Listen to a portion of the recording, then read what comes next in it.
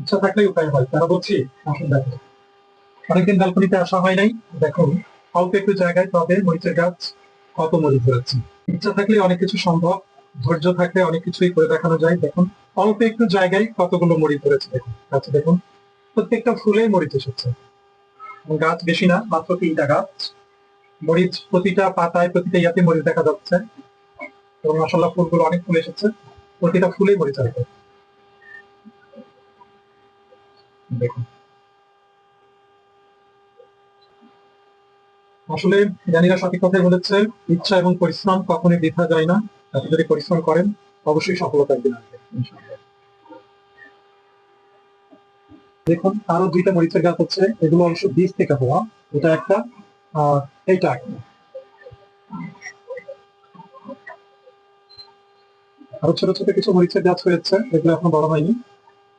দেখুন, দেখুন ব্যালকনিতে টমেটোর গাছও লাগানো হয়েছে। মাশাআল্লাহ, টমেটো গাছে 3টা টমেটো এসেছে, দেখতে ভালোই লাগছে। এই গাছটাও কিন্তু বীজ থেকেই হওয়া।